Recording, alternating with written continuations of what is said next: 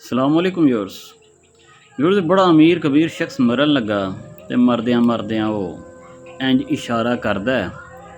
ਉਹਦੀ औलाद चार चफेरे खलोती होंगी है, फटाफट डॉक्टर ਨੂੰ बुलाती है कि करो बाबे हुणा दा कुछ, वो कोमे च चला गया है। तो वो आंदे कि रुपया 20 लाख लगेगा, उहदे एक इंजैक्शन आएगा, वो इंजैक्शन लगावांगे तो एवें को होश फड़ के तुहानूं दस देगा कि वो दिल च की सी, जिहड़ा इशारा उन्हें कद लई कीता है। वो आंदे मुश्किल को नहीं, 20 लाख रुपया उन्होंने दिता चैक, उन्हें इंजैक्शन ले आया, वो बाबे उन्होंने लाया।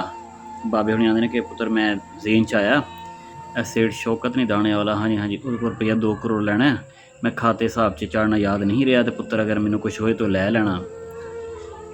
वह कह के फौत हो जाता है।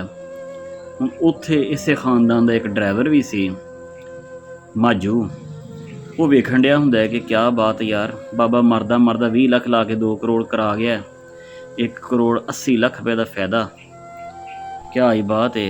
हुणी किस्मत भी उस कुछ महीने गुजरे तो माजू का बाबा भी मरण शेक ते सी। हस्पताल चार चफेरे वो दुआरे पे बैठे सारे लोग, तो वो बाबा भी किते मरद्या मरद्या इंज कर गया। हुण माजू के ज़हन च तो है सी शेख सेठ शौकत दाने वाले का किस्सा तो बाबे का किस्सा।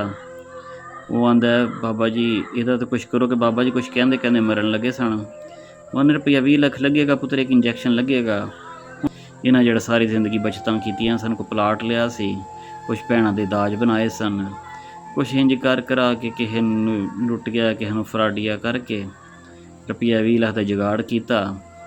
उन्होंने इंजैक्शन लाया, माजू दा अब्बा उठिया, होश फड़ी तो आंदे ने बाबा जी तुसीं फरमान दे इंज पे करदे जो मरन लगे सो, जो बेहोश होने लगे इंज किया सी। उन्हें पुत्रा ही याद चंगा कराया ही, यार मैं ये कहना सी कि मैं मर तो चला ही हाँ, तू सिगरेट पे पीना से, मैं ना मैनू एक कश लवा छड़दा। इस कहानी के बाबे वो 2 अंजाम ने है वाले, एक तो सारे बाबे बुजुर्ग नहीं होंगे, तो दूजा या सिगरेट पीने भी ने, तो किसी बुजुर्ग के सामने, किसी मर्द के सामने नहीं पीने चाहिए।